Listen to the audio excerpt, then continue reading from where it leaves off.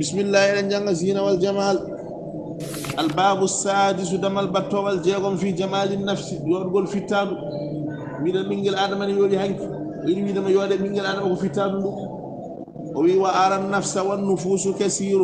كحروف يضمهن هجاء كل حرف له صفات وشكل فخفاء لبعضها واستواء فضل الحق خلقه في كتاب خط فيه بحكمة ما يشاء ليس حرف في ذاته بمفيد أي معنى وليس عنه غناء ويزيد الكلام لفظا ومعنى بحروف في تركهن اعتداء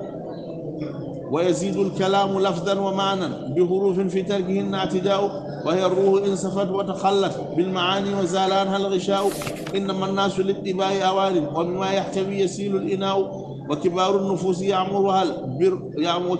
وكبار النفوس يعمرها البر ويحيا لمثلها العظماء وصغار النفوس يسكنها الشر ويحيا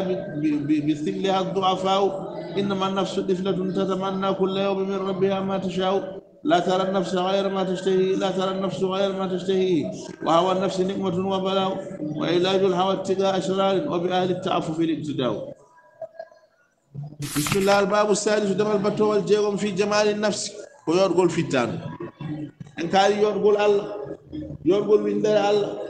يرقل كل غور يرقل مايد يرقل بينجل آدم ويلي دمكو بينجل آدم يرقل في التان يرقل بينجل آدم في التان سودي ينتنا تيو وأرى النفس ويبني فتان والنفوس غندان بيتال كثير نكيم دي كحروف بيتال ما يكون كارفاجني يضمهن ان رندين لهجاء هج كارفاج كيد فيدي كارفاج عرب نو باي ونون بيتال باي نودا فتان ko alif hono mayro foccaade fo ala ndudo fitan ko ya hono mayro oñaade fo ala arbe mbi alif al alif istaqa al alif istaqamat fataqaddamat alif focima ardi wal yaw i'wajjat fata'akharat yaw oñima sakiti karfeje do fol sakito do arde ya anto araga artaga de fuddo hibuti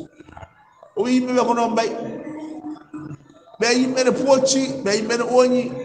wa nafsa be ni fitadu والنفوس غندا بيتالي كثير نكيمي دي كحروف باي كون كارفاجي ني يضمهن رندين دي هجاء ولمت هيجو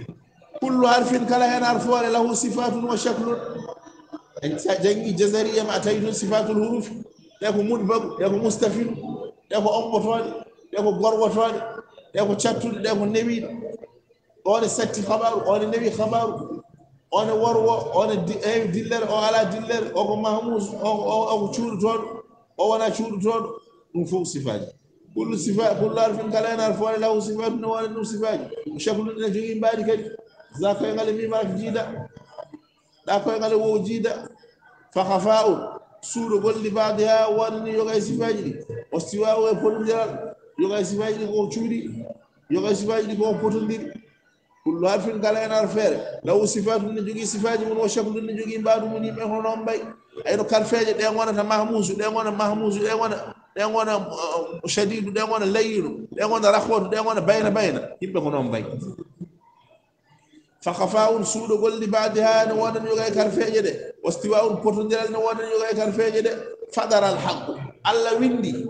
الله فدتي خلقه تقارب في كتاب الدفتر خد فيه ويندي دفتر ده بحكمة نغنيال مكو ما يشاء هو ولا كبيندو لال so yimɓe ɓe goni karfeje oto ɓe bindate Allah windirtaɓe tagore ɓe goto fof Allah windiri ɗum o yo won ɗum ɗo e nder windere o yo won ɗum ɗo e nder windere oɗo e won ɗon kono noon ko hikma Allah mawɗo suuɗi caggal mum fadaral haqqu Allah feɗɗiti halqahu tagore makko fi kitabine deftere o windi hen haɗɗa fihi o windi e deftere nde bi hikmatin ma walla bi hukmihi ene yaaha bi hikmatin ne yaaha so tawi bi hukmihi e ñawore makko o windi fen bi hukmihi e ñawore makko ما يشاء كويلا ما والله خد في يوم ديان بحكمة دونيا ما يشاء كويلا ليس حرف ونان حرفين في ذاته سنة تيلدي بمفيد أن نفع أي ما أن حرفين واتز تيلدي نفع أيون نتوقع ساتيلدي أيون نفع نتوقع زوني تو أبني نفع أيون كنون وليس عنه غناء يندين تاجي حرفين سايد من دلتير ما شكله حرفين ما ده نتوقع تيلدي ولا فدا أيون يوين تيجي من عندنا كونه في ليس حرف ونان حرفين في ذاته جازم بمفيد النفط أي ما نقول أي في رواتو كنون وليس عنه غناء يندنون على غافي حرفين ويزيد الكلام لفظا ومعنى حالا بيد ولفظ معنى بحروف كارفاج في تركهن وني اتشودد اتداون جيغبين بول يمبه سو كيوي ko namuri welde karfejo so kewi namura tokkude mana ber huuro ko gure fiu ويزيد الكلام حال ان بيدو لفظا بانغ لفظ ومعنى نفيرو بحروف كارفاج كيوري سو غاري حال ka beydo لفظا ka beydo mana fi tarkihن woni اتشودد non karfejo itidawn jeggi bol yimbe no hono mbay so yimbe kewi tan ko nafaade wane so yimbe kewi o wona dum do o wona dum do o wona dum do o wona dum وهي أي فتان الروح كنيمة روح مالن ولا كروح إن سفر سن لابي وتخلف ميبي جاجكو جاس وتحلت وتحلت بسين غريمة بالمعالي جل تواو جيكو جمول وزال أنا هونجي مقام ير الغشاء أمبوال سو أمبوال إتام فتان وثان وندرغو نفسه أكون تروي دو سو دون إتام وثان وندرغو كوي جل ناي أي نفسه نود روح نود قلب نود عقل نود كل كده ويته نفس قد فوفا دو التنفس فوفا بود ويته نفس ويته روح كوكو ادي لو تي بكرنده وادي لو تي بكرنده فاذا نفخ فيه من روحي الله جوي روح مفوت من الادم وادي لو تي من الادم دو ويته روح ويته قلب وصو ناتي من الادم غير هاغسي نيجو تو غير ودا ko moddi ma wala wada ko boni wona fo do gerde dum yete qalbu yeta gallam ene wayi to wada ko moddi ma wala wada ko boni ko wiyete aqlu ko tongode igaru bahiri tongode e dil hawa tawakkal to mo gelo ba bakkilda yal en jengi do hadith ko wona biide berde de e video wada ko boni ma wala ko wada ko boni video mada ko boni ma wala wada ko boni ko arata tonga berde de wadande ko de wada ko moddi tan de wasa wadde ko boni dum wiyete aqlu den non ko nay ruhu ko gila natane fittaɓe gila natane e neɗɗo nafsu ko so naate e neɗɗo ene foofa qalbu ko so suɓima ko de gueɗe ɗiɗi ko moƴƴi e ko boni aqlu koko arata itta ɗum e ko boni waɗa ɗum e ko moƴƴi ko aqlu nden noon ɓuuri fof waɗa ko paami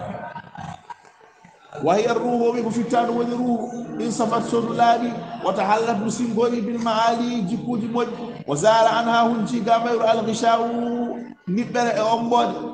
إنما الناس من غندا يمبه أواني لباي يمبه دو ko genu kaaje ko kakurte wonande jikkuji odo hebbina ko dokkal odo hebbina ko tiide mudu odo hebbina ko ciusal odo hebbina ko huldereedi odo hebbina ko bondineedi odo hebbina ko moƴƴineedi neɗɗo fof o ngo Allah lowe mum innama الناس غندا yimɓeɓe awani ko ɓe kakurte liɗɗi bayi wonande jikkuji ويسيل الإناء كاغول نون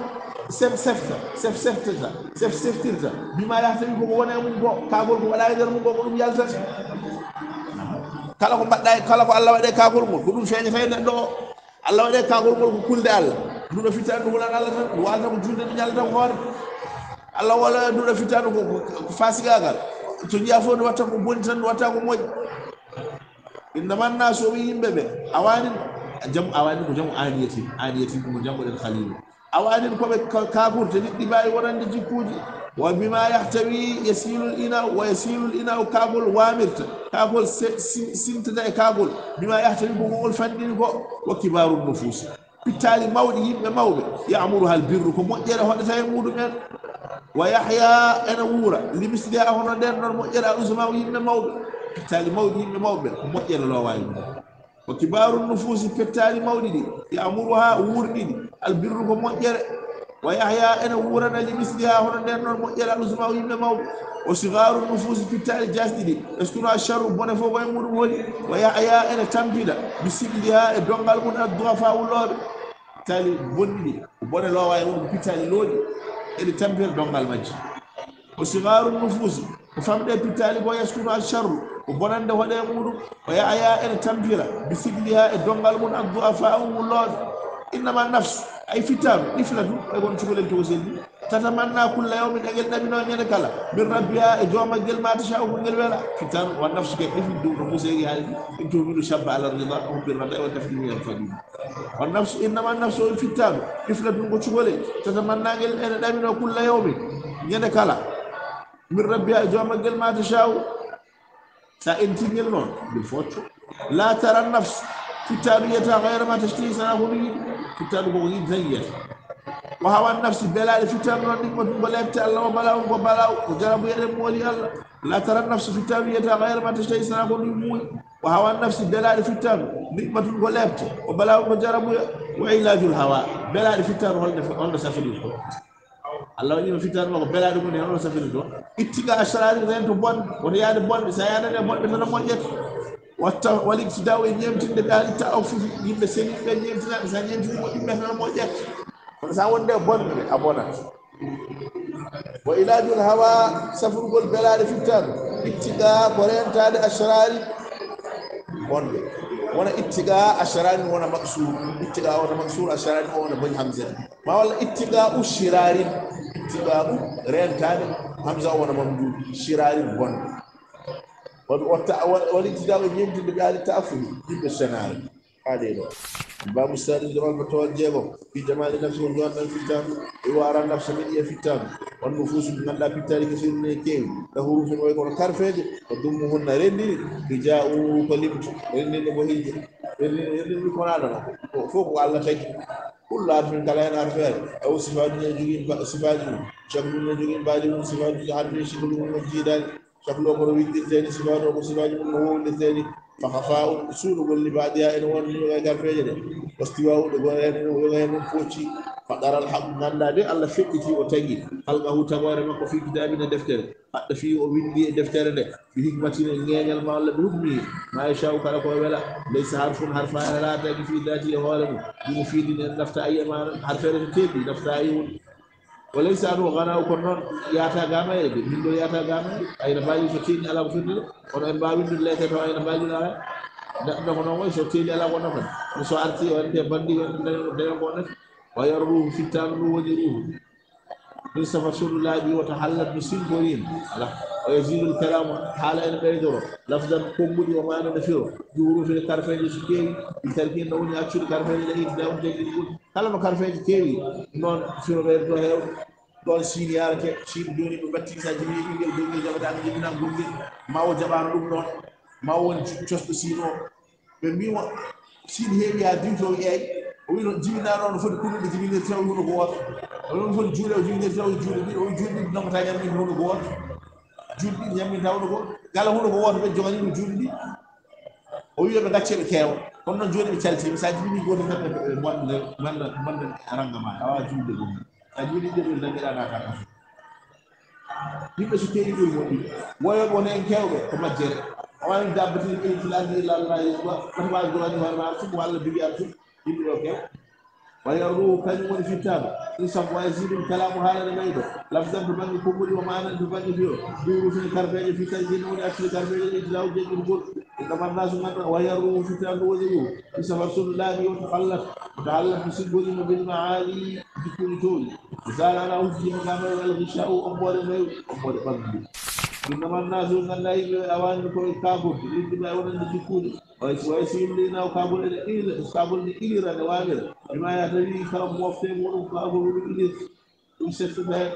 وكبار النفوس من الله في التالي يأمرها البر ومجرها الميمون ويحيى الأمور بمثلها سنون الناس المجرى الزمان والمولد وإذا رمجر ويدو دغر ولا مجر ويدو دغر ولا مجر ولا مود وصغار النفوس بالتالي كوزين ولا الموليال سورة الشر بني ولا زي مود ويا التنبير الضعفاء الله بسجلها دونال مود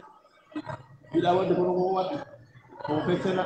إنما النفس وإن الله في كتاب كيف يدور ويتولد كتمنى جل جلاله كل يوم ينقل يربي يوم ما شاء ولا نعم عند جمع سعيد ولا يدنيا من في كتاب نعم